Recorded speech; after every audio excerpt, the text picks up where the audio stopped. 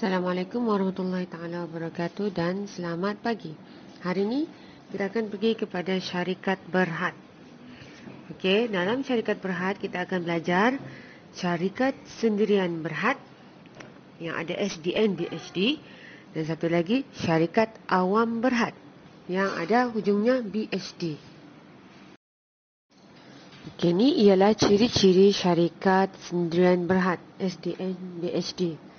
Okey, ada 7 ciri-ciri syarikat sendirian berhad. Okay, yang pertama, akta. Okey, untuk syarikat sendirian berhad tertakluk bawah Akta Syarikat 1965, ini yang lama, dan yang baru ialah Akta Syarikat 2016. Dua-dua terpakai.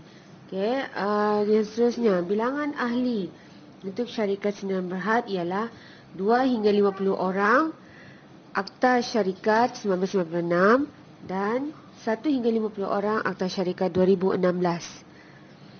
Untuk saham syarikat, ianya tidak boleh diurus niagakan di Bursa Saham Bursa Malaysia. Okey, dan pindah milik saham perlulah dengan kebenaran ahli lembaga pengarah. Okey.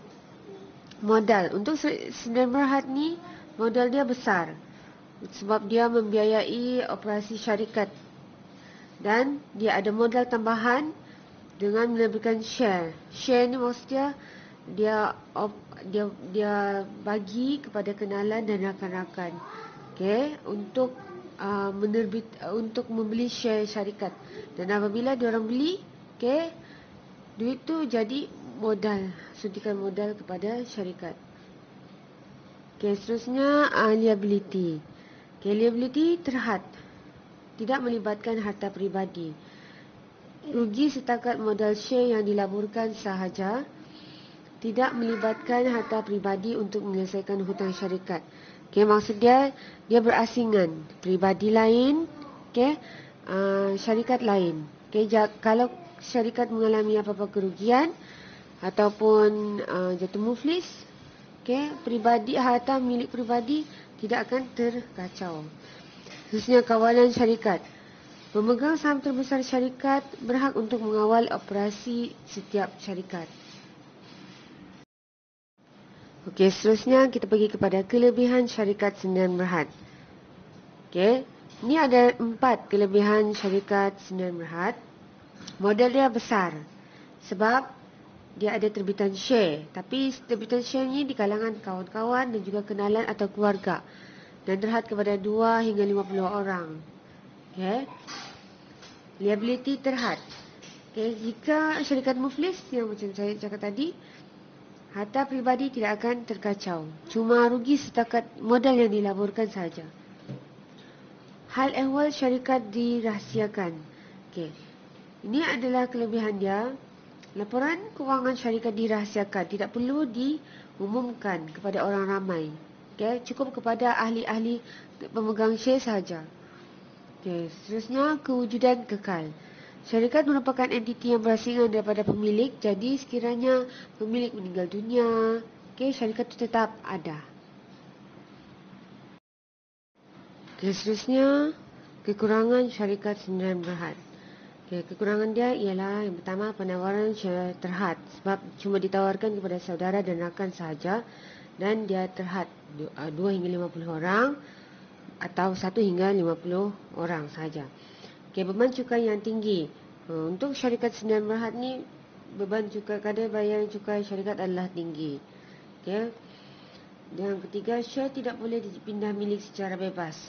Okey, tidak boleh pindahkan share kepada siapa-siapa tanpa kelulusan daripada lembaga pengarah. Dan last sekali ialah terikat dengan lembaga pengarah. Untuk buat apa-apa keputusan, kena ada kepersetujuan lembaga pengarah. Okey, seterusnya kita pergi kepada ciri-ciri syarikat awam berhad. Okey, ada persamaan dengan syarikat sendirian berhad. Okey, dan ada sedikit perbezaan dengan syarikat awam berhad.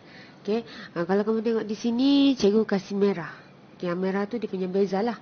Okay, yang tidak berwarna merah tu dia sama. Okay, yang ciri-ciri yang pertama, akta syarikat sama, akta syarikat 1996 dan juga akta syarikat 2016. Okay, tetapi dari segi bilangan ahli, Okay, dari segi bilangan ahli untuk syarikat awam berhad, 2 hingga tiada had.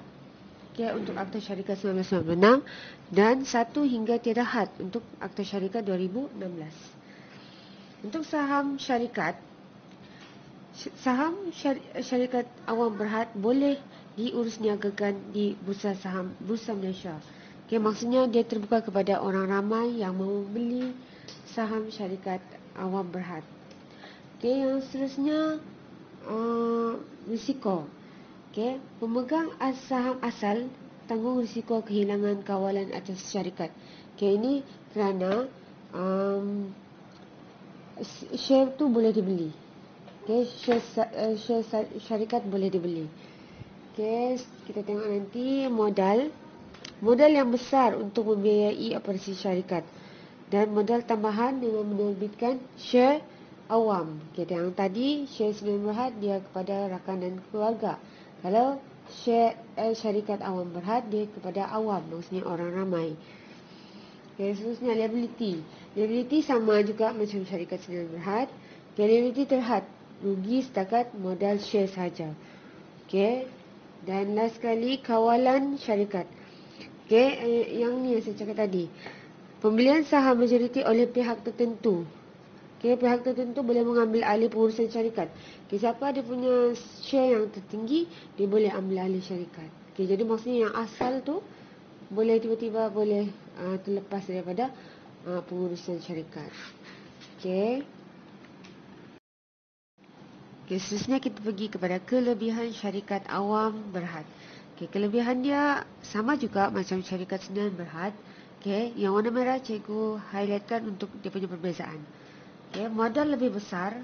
Okay, sebab terbuka, saham share terbuka kepada orang ramai. Okay, sehingga tiada had. Seterusnya, liability terhad, rugi setakat modal yang dilaburkan saja, tidak melibatkan harta peribadi. Yang ketiga, yang ni ada beza sikit, menikmati ekonomi bidangan. Okay, iaitu menjalankan perniagaan besar-besaran dengan modal yang besar. Sebab modal dia besar daripada share-share orang ramai, jadi modal dia besar, jadi dia boleh kembangkan dia punya perniagaan. Okay, seterusnya kewujudan kekal. Yang ni sama juga, syarikat merupakan entiti yang berasingan daripada pemilik. Okay, apa-apa jadi dengan pemilik, syarikat memang tetap ada. Okey, yang seterusnya kekurangan syarikat awam berhad. Okey, kekurangan dia ada 4. Okey, yang pertama, proses penubuhan rumit. Okey, kerana pelbagai borang dan peraturan perlu dipatuhi. Okey, yang kedua, beban cukai yang tinggi. Kerana dia punya modal pun besar, jadi dia punya keuntungan syarikat pun besar, jadi cukai syarikat pun besar. Okey. Seterusnya, pemilik dan pengurusan terpisah. Okey, syarikat diuruskan oleh ahli lembaga pengarah. Okey, tetapi terdapat risiko penyelewengan oleh pihak pengurusan. Okey, sebab dia melibatkan share. Kalau siapa yang besar share-nya, maka dia akan boleh jadi pengurus di dalam syarikat tersebut. Okey, dan yang terakhir, tiada kerahsiaan sebab dia perlu mewar-warkan ataupun melaporkan dia punya kewangan kepada umum, iaitu masukkan dalam prospektus, dalam akhbar ataupun di mana-mana media. Okey, dia punya keuntungan.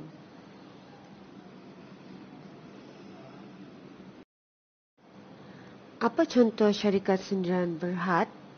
Sendirian berhad SDN BHD dan syarikat awam berhad BHD yang anda tahu? Pernah nampak mana-mana kedai, mana-mana syarikat yang ada di belakang dia ada SDN BHD dan ada syarikat yang ada BHD di belakang? Boleh bagi contoh? Okay, nanti cikgu akan bagi tugasan untuk kamu mencari contoh satu bentuk perniagaan, satu contoh syarikat. Okay, sekian, terima kasih.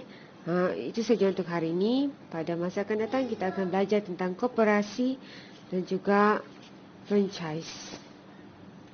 Okey, Assalamualaikum warahmatullahi taala wabarakatuh.